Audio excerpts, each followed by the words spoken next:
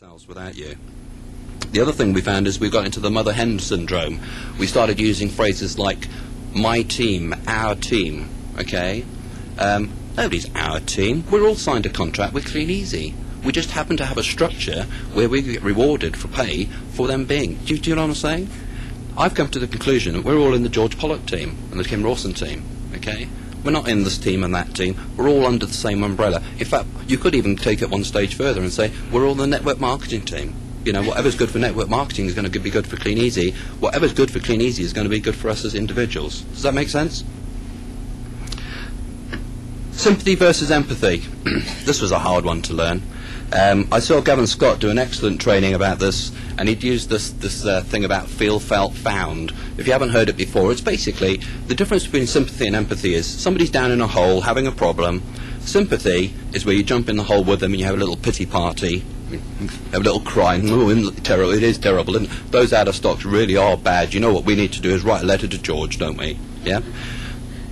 Empathy is where you reach down into the hole and pull them out. And Gavin was talking about this, and I just thought this sums it up. Feel, felt, found. Basically, you say to somebody, look, I know just how you feel, Simon. I felt that way when it happened to me, but this is how we got round it. This is what I found. Do you see what I'm saying? Pulling them out the hole. Sometimes you can't use your own experiences. You know, if somebody rings me up and says, Chris, I just found out I'm pregnant, I can't say, well, I know how you feel. Right, okay. But you can use somebody else's story, okay? However, I found that some people are beyond help. I found some people die at the age of 25, but they're not buried till they're 80. Have you come across those, right? And there's an awful lot of them around. And some of them are actually even bothered to join Clean Easy. I think some people just love having problems. Have you got anybody who rings you up with a problem, and you actually help them get through it, you help them solve their problem, and they're actually quite unhappy then? You know, because they haven't actually got a problem anymore. People actually, somebody was saying about it earlier. Number 4, any Jim Rohn fans, we've all heard this phrase, don't send your ducks to Eagle School. Everybody heard that? Yeah. If you haven't, get hold of Jim Rohn. We all try initially, but professionals soon realise the futility. Jim Rohn puts it absolutely brilliantly. He says, what happens is, you get this duck, and you take it on an eagle training course, you give it its little eagle cap and its eagle badge, and you send it out to catch its first rabbit, and it goes and makes a friend of it. Because that's what ducks do. Okay? And then you say, no, look, page 7 of the manual, this is what you've got to do. But at the end of the day, you can't make somebody something that they're not. Other people can change themselves, but we can't change them. They can only decide to change themselves and decide to become an eagle.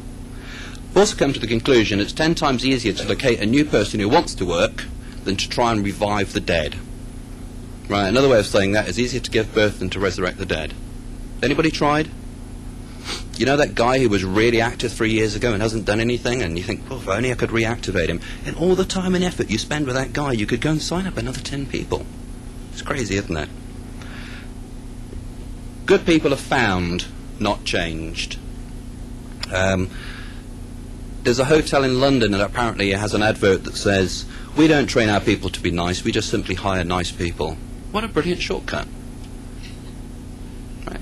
Wouldn't it be nice just to introduce and sponsor people into the business who are self-motivated? You know, and every time you sponsored them, they said, when is the next meeting? Yeah, wouldn't that be great? And what books should I be reading, and what tapes should I be listening to? Okay, what I'm saying is that you're not going to know which ones those are until you sponsor them, and the ones that are like that, those are your eagles. Does that make sense?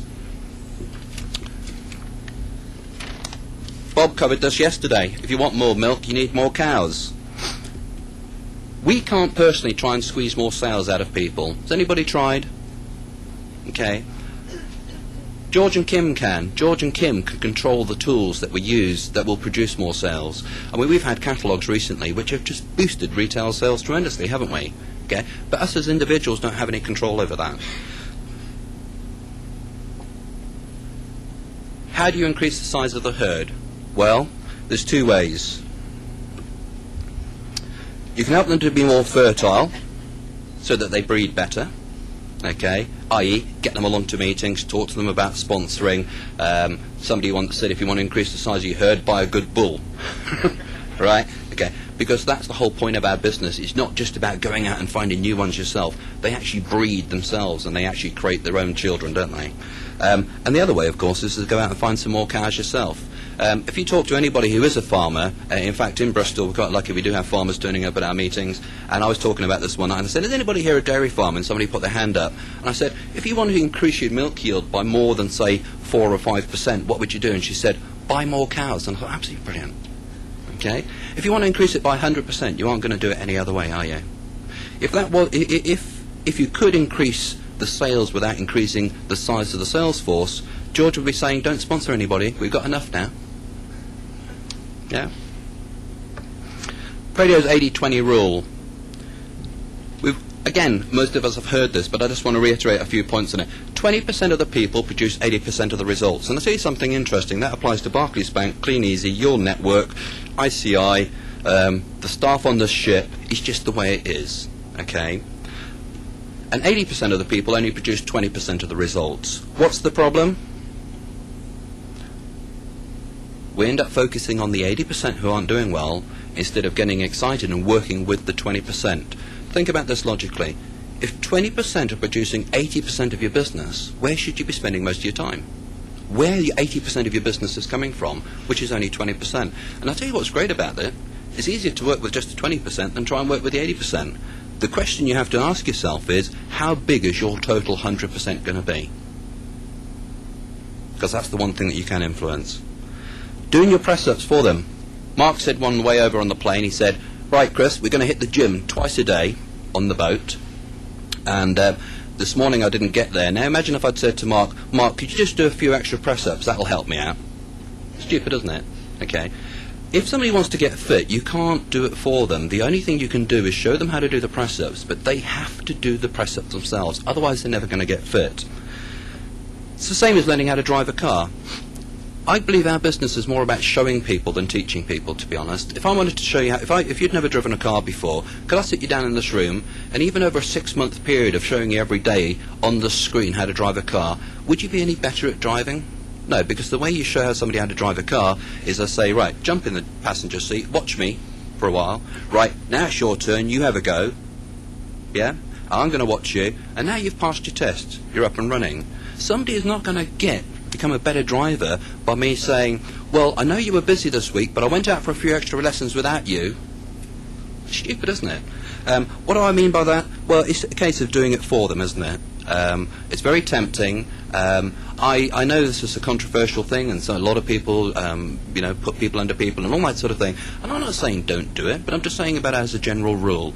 If I sponsor somebody brand new, and I sponsor somebody else and put somebody under them, is that person now, the one who I've sponsored, the person who's got the new one, are they any better at the business now than they were before?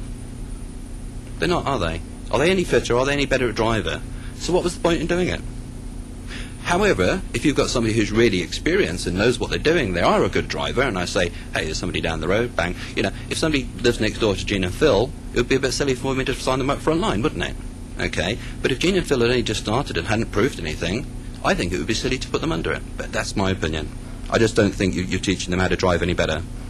I think if you actually care enough about people, you won't prevent them from growing. One of the biggest challenges I have as a parent is this.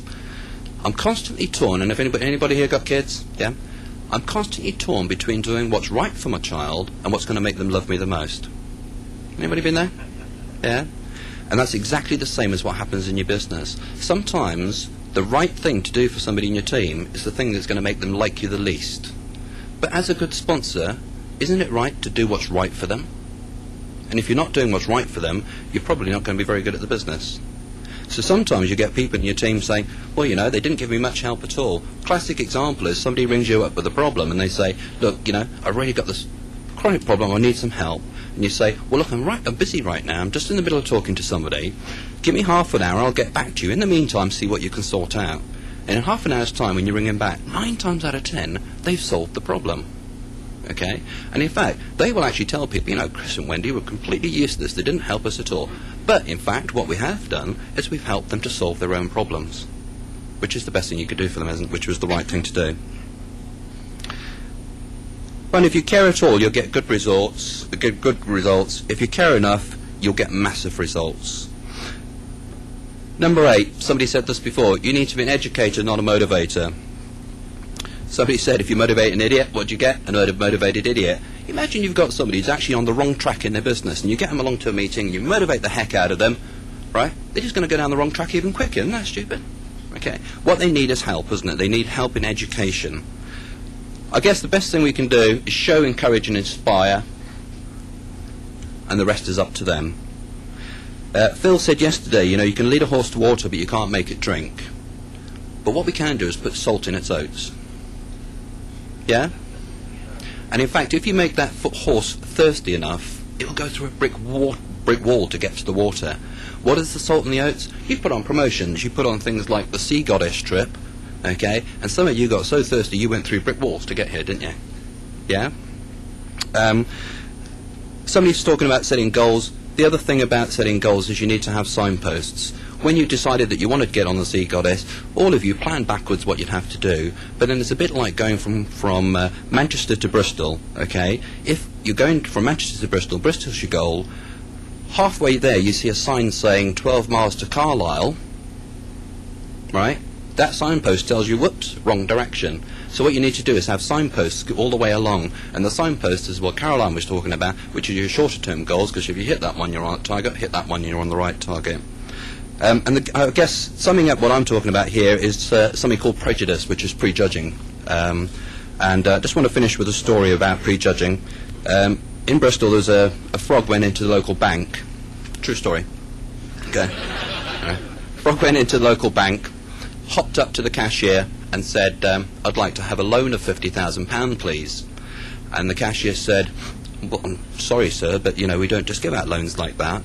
You'll have to talk to our loan officer. What was the name? He said, Kermit Jagger. So she said, right, just a moment, Mr. Jagger. Went over to call the loan officer over. Loan officer came over. He said, she said, Mr. Jagger, this is our loan officer, Patricia Wack. He said, oh, hello, Miss Wack. He said, right, how can I help you? And he said, well, I'd like a £50,000 loan. She said, well, it's not as easy as that. We need some sort of references and we'll need some sort of collateral. He said, well, as a reference, all I can tell you is my father's Mick Jagger. That should hold some weight. She said, that's not quite enough.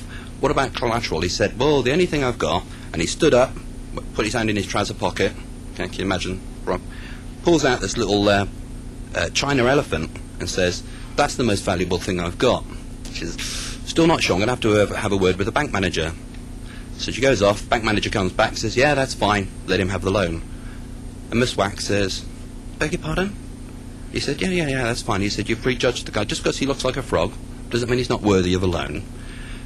She said, well, what's with the little elephant? He said, that's a knick-knack, Patty Wack. Give the frog a loan.